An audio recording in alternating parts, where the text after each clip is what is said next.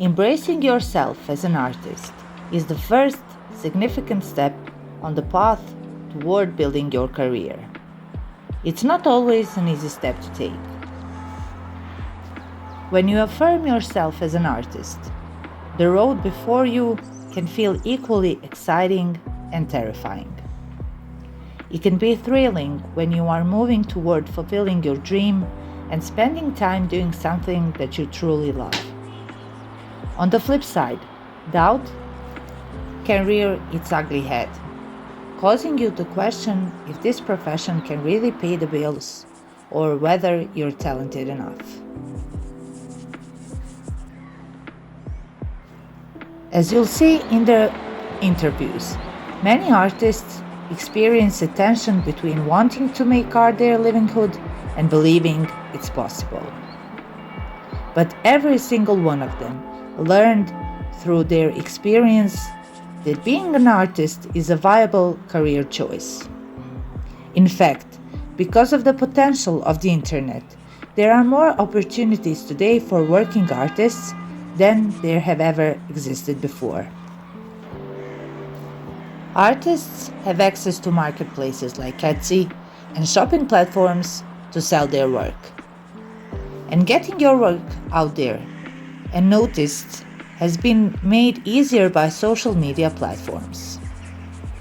If you feel anxious about your talent, it's important to understand that almost all artists experience insecurities at some point in their careers, and often throughout their careers. Maybe you don't feel worthy of this success because you haven't attended art school, or because you're starting your career later in life. Maybe you're not sure is your work good enough. But just remember that established, successful artists were once in your shoes too. It's important to not let those fears seize your productivity or your will to work. Indeed, doubt and insecurity are feelings that can paralyze us and hinder creativity if we allow them. But when artists begin to think of their work in a more positive light, doors open and success follows. Simply telling yourself, I can do this, or this is possible, works wonders. And remember that the first few years of an artist's career, being the new kid on the block, is actually a really magical and memorable time. So enjoy it.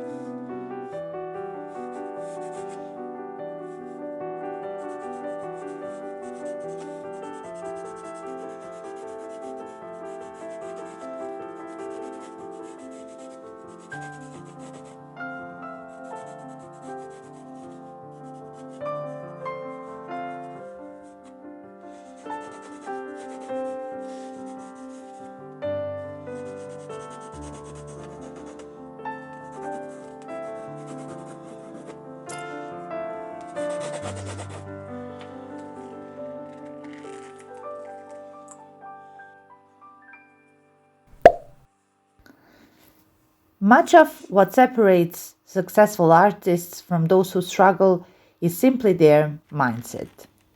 Struggling artists often create obstacles in their minds by making assumptions about the way the world works. They give weight to the starving artist myth, part conventional belief that pursuing a career as an artist leads to financial struggles, and part romanticizing notions that art is better when created in a state of deprivation. But the starving artist myth is just that, a myth. And believing in any part of it will keep you from becoming a thriving working artist. Creating an art piece comes from passion, talent, and hard work. Promoting your work means that people will know what you do, and selling your work will support your livelihood and allow you to make art even more. This is the thriving artist's mindset. Artists who possess this mentality are not frightened by the notion of making money. They think in terms of possibilities, not limits and scarcity. They've given themselves permission to thrive.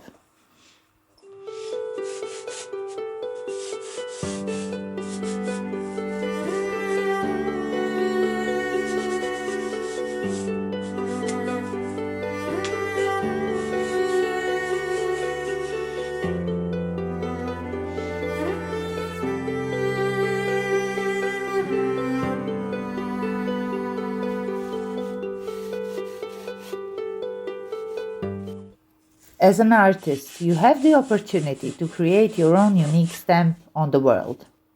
This is the artist's voice, and it's a mixture of messages, styles, and techniques. Everybody has a different process for finding his voice. It's not something you can simply learn through books or study. It requires you to pull from deep inside yourself to find what moves you and to express throughout what you create.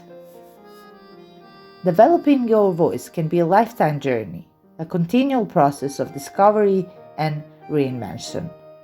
As you get older, your values and drives may change, and you may learn new techniques. And all this affects your voice and the work you create. Everyone's progress will be different, and there is always a bit of trial and error involved. If you create work that doesn't feel authentic, that's also an important realization and helps eliminate what you shouldn't be doing. Oftentimes, when you start creating art, there's a common misunderstanding that there is one correct way to paint a picture or throw a pot, that the process you learned is a method everybody is supposed to use. Your initial technique will likely be a great foundation, but make sure it doesn't become so fixed that it locks you into just one style or even subject matter. It's an incredible, liberating moment to start making work that reflects your identity and core aesthetic, not that of your teachers, of your classmates.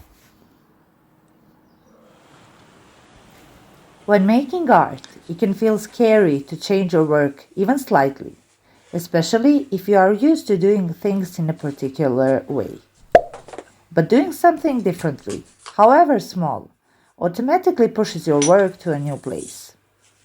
You can take small risks by using different colors than you normally use, or adding a medium. It might mean trying a new subject matter or narrative. In the process, you may discover that you need to take even larger risks. The result of those risks are what will set your work apart. One teacher used to talk about the painting curve, a line that looks like the letter U. He said that when you begin a painting or other form of art, You are at the top of the U. Things look clean and wonderful in the beginning. But as you develop a piece of work, it often gets messier. That is the bottom of the painting curve. He insisted that working through the bottom of the painting curve, the point at which we think our work looks horrible or awkward, is critical to making good art. Working throughout the complexities of a piece to the point where it looks and feels wonderful again, rising back up to the top of the U, helps develop your techniques as well as your unique voice. Inspiration doesn't always come to us in a flash. We often have to go in search of it, especially when we feel stuck. Finding inspiration means discovering the things that make you excited, even when they have nothing to do with your art practice. If you go on a trip, you might find inspiration in architectures, landscapes, or traditional patterns found in all cultures. Whatever speaks to you, infuse those visual stimulants from your life into your work. Eventually, a pattern will emerge that will help you unlock your missions as an artist and even identify you for exploration. Many artists go through a period when they feel a need to make their world look like what they consider good art, like creating work in a vein similar to their favorite contemporary artists or the work of an old master. Consciously or unconsciously, artists may initially hold ideas about what is acceptable and good and what is not. To carve out your artistic voice, you'll need to detach yourself from the images of what you think constitutes successful work. This might mean a period where you avoid looking at the work of the other artists on the internet or books with images of your favorite work. Pay attention to your inner compass. It's easy to get caught up in the speed and blur of social media and exterior influence and expectations. Get to know your center and what propels and ignites your creativity.